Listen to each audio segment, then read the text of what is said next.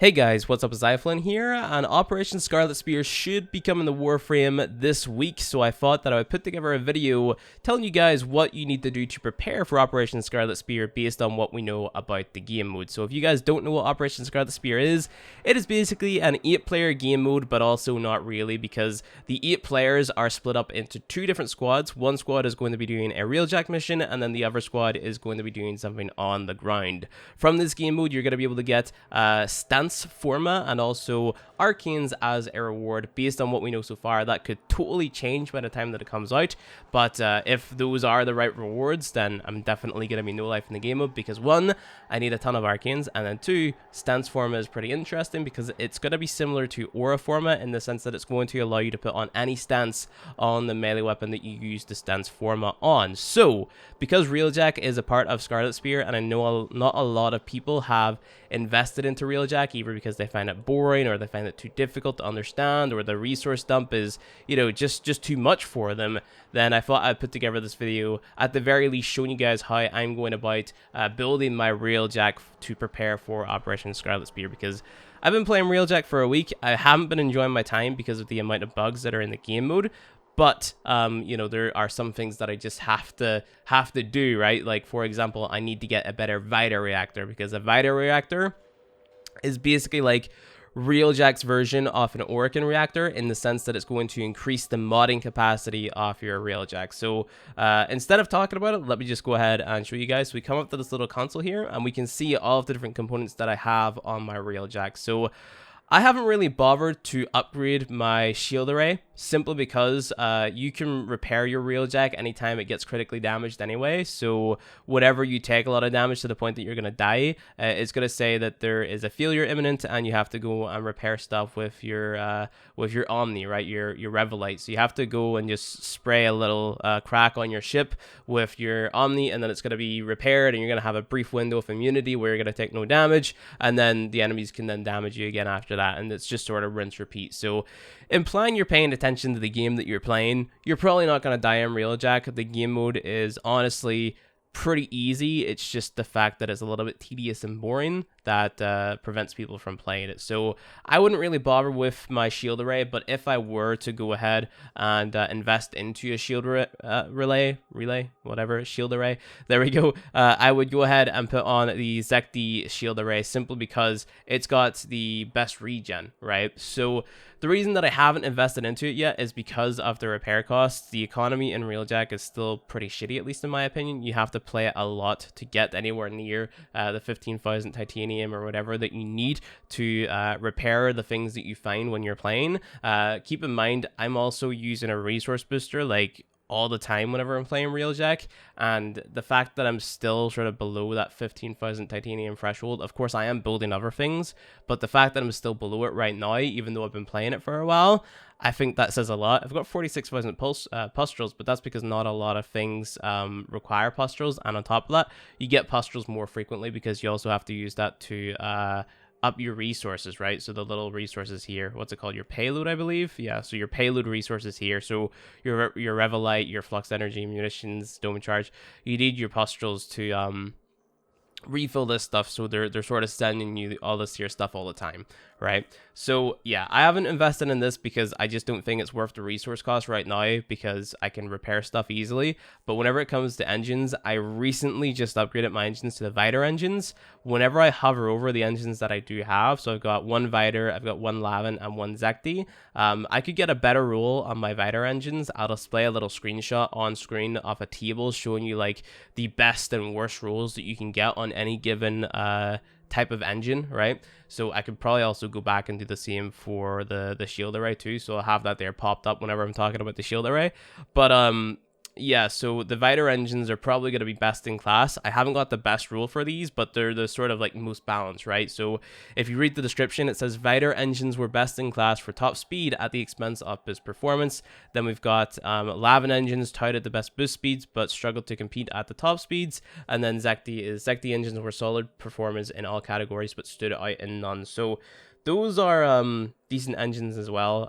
Vita engines, just because it's got like the best sort of like default speed, is why I wanted to go for them, because that's really all I care about.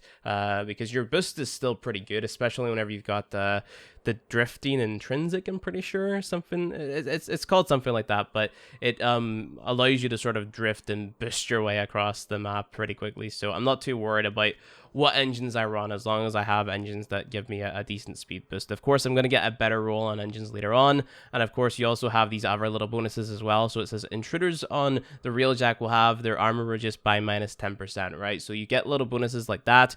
Those are again random stat rolls, so you just have to get lucky. Of course, certain engines and shield arrays and stuff like that are going to give certain bonuses. Like they can only have, like, maybe let's say Vider engines can only have this here bonus, for example. That's not actually true, but let's just say it is for the sake of explaining it. But you know, that's the sort of case. So you have to keep on getting your Vider engines or your shield array or reactor or whatever to get the bonus that you want, right? So let's move on to the reactor. So the reactor, this has a 4% chance to drop on the first mission in the Veil. I think it's called GM Point. So you run that.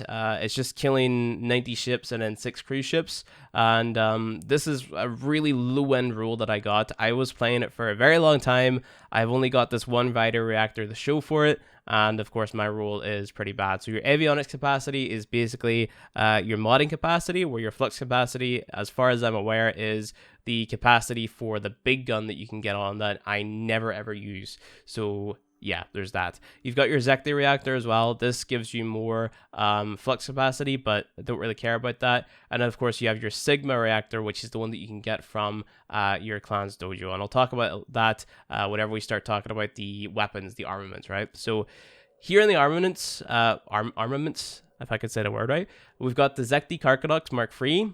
These are, in my opinion, the best weapons because they're high fire rate, they deal a decent amount of damage, and I also have a pretty good roll on them. So I don't think, there we go. So 55.6% fire rate. The max you can get is 60.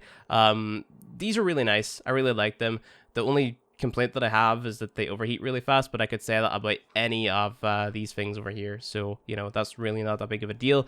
And then for my wing turrets, I've got the Zekti Footer. These are like sort of laser beams. I've got like a perfect stat roll on these, 60% incendiary damage, which is nice. But if you don't have either of those, what I recommend doing is backing out of the Railjack and then going over to this little console and then go to the Mark III tab, and then you want to get, of course, the Mark III Karkadox. You can either get 2 of these, or you can get 1 Karkadox and then 1 Mark III Footer, and then go ahead and equip those. Of course, you've got to invest the resources into getting these. These are not going to be your best, but if you are getting really unlucky and you haven't came across any Mark III Vider or whatever Karkadox, then, you know, this is what you're going to want to do to get better weapons, right? So it's down to you whether or not you feel that it's worth it getting all of these resources and then investing it into something that you're going to replace later on anyway. In my opinion, it's not worth it, so I struggled through all the Railjack missions until I got the Mark III Vider, Zekti, whatever weapons from the higher level Railjack missions, and then I crafted them. But it's going to be down to you, the player. The one thing that I can recommend picking up from here, though, is the Melati Mark III, and of course the Sigma reactor as well, and then any other stuff. Like, basically, Melati Mark III, Karkadox Mark III, Voder Mark III, Sigma Engines Mark III, Sigma Reactor Mark III, and then the Sigma Shield Array Mark III. That would be the stuff that you want to get if you haven't played Railjack and you don't want to farm it. You just want to farm the resources. If you don't want to farm specific stuff, those would be the things that I would recommend, right? But then you should be using those things that I just recommended to you to get the specific items that I'm going over in this video, right? So the Zekti Karkadox, the Zekti Voter, stuff like that, right? The Melati Mark III, these are rockets that you're going to be using to kill a bunch of enemies in a very, very short period of time, because we have this mod, which is sort of like an ability that is a big black hole that you're going to suck all the enemies into, and then you're going to shoot these rockets into the big black hole, and it's basically going to kill everything. And that's like the meta of Railjack right now. So if we go over to the avionics tab, this is your modding section for Railjack. Mine's isn't min-maxed yet. You can see over in the right hand corner, I've got some mods that seem to be more effective than other mods, right? So for example, Conic Nozzle is upgraded more than my Bulkhead mod, simply because I haven't got the right Bulkhead mod equipped. And even if I did have the right Bulkhead mod to throw on there, I wouldn't be able to throw that as well as other stuff on, because I haven't got the right Vita reactor to throw everything on. So how effective your railjack is going to be and the amount of mods and stuff that you can throw onto it is going to be dependent on the role of Vita Reactor that you get. So that's why it's very important that you go out of your way to play GM Point and, you know, just get a really damn good Vita Reactor. Again, it's a 4% drop chance, and the mission takes a very long time to do, but, you know, it'll be worth it in the end because your railjack is going to be better, right? It's just a shame that the system works how it works, really. So bulkhead is on here to increase my hull by 120%. That's basically like my health. Again, I could get a better version of this. Conic nozzle increases the speed by 25.3. Forward artillery increases forward artillery damage by 93.5%.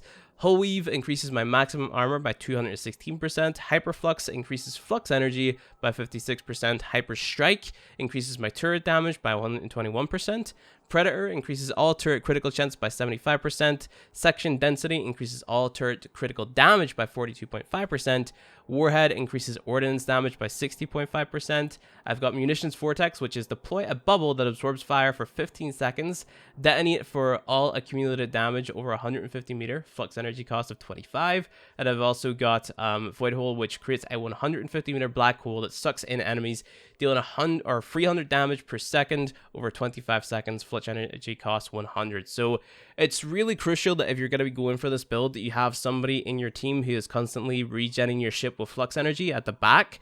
So that's important, while also making sure to of course have Omni available too, so that way if your ship gets damaged, then you're able to repair your ship, so you don't have to worry about upgrading your shield array and stuff like that. But I'll go ahead and I'll overlay like the build that I'm going for with my railjack, and then if you just take a look at my flux capacity, no, not flux capacity, but avionics capacity, it's 123 opposed to, I think it is 130 in the screenshot. Let me just go ahead and double check here. Yeah, so the avionics capacity in the screenshot is 130, and the bulkhead that he has is a better version than mine.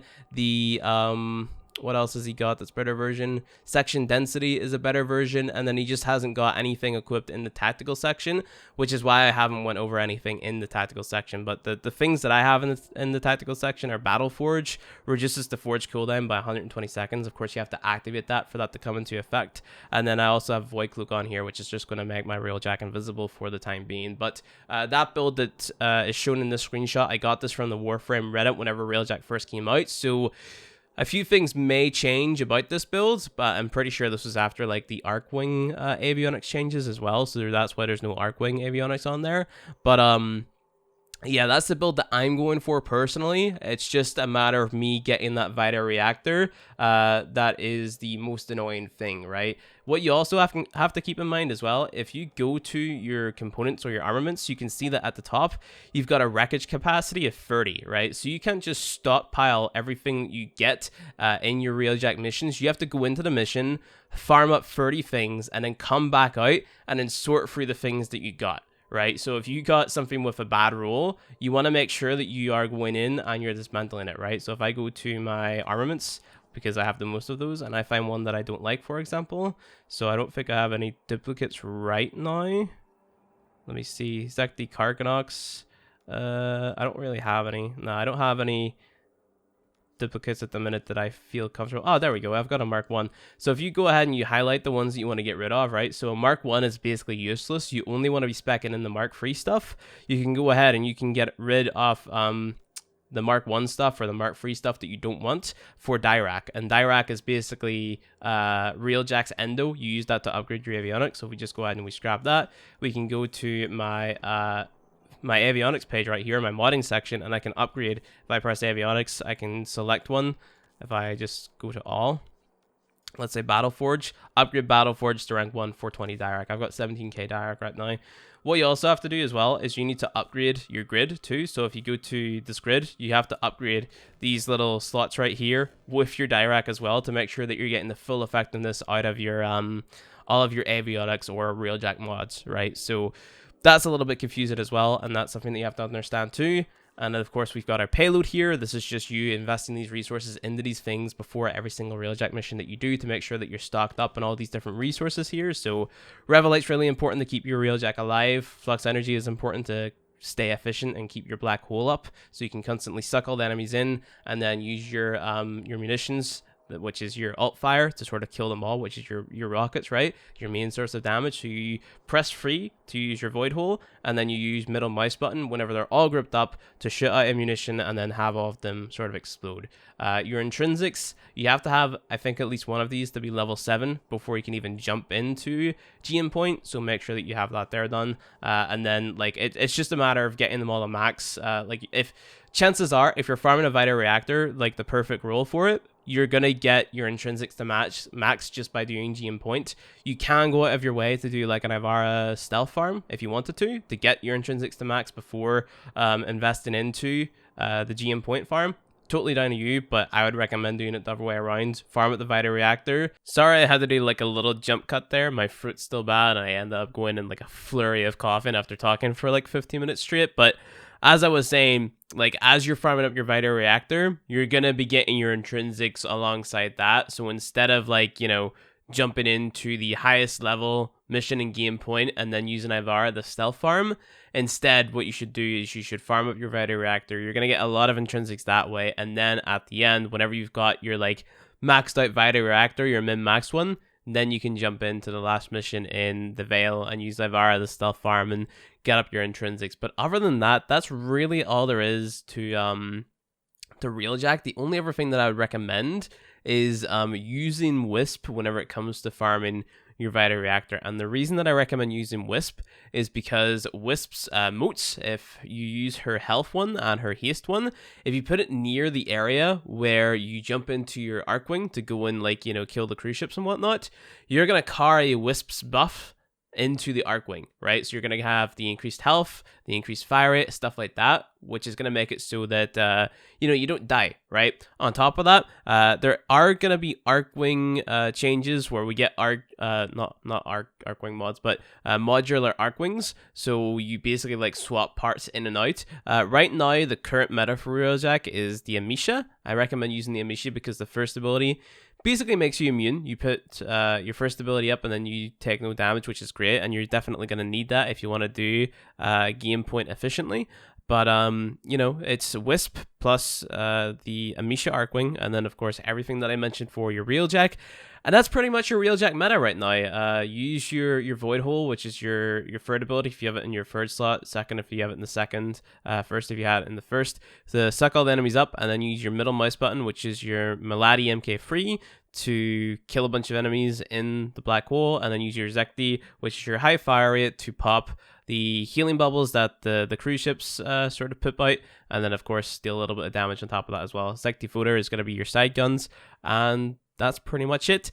I know that they're going to be fighting versus Sentients whenever it comes to Operation Scarlet Spear, so it might be worth bringing somebody with an exalted weapons, let's say Excalibur Umbra, for example, maybe Baruch, stuff like that. Warframes with exalted weapons generally kill sentient enemies really fast, and of course you can strip away the resistances that the sentient enemies build up to your elements and your IPS and stuff like that by using your operator's amp, right? So just use whatever amp you have to strip away those resistances and then just sort of go ham on the sentients, and that's pretty much it. So anyway, guys, that is how I would go about preparing for Operation Scarlet Spear. I'm excited for it. I'm going to be streaming it, like I said, whenever it comes out. Warframe updates usually come out on either Wednesday, Thursday, or Friday of the week. So I'm going to be live streaming on those days to, you know, hopefully catch the update as soon as it drops. And then I'll be farming with you guys. So twitch.tv/iFlynn. Like this video if you liked it. Dislike it if you disliked it. Subscribe for more Warframe content. And I will see you guys in the next video.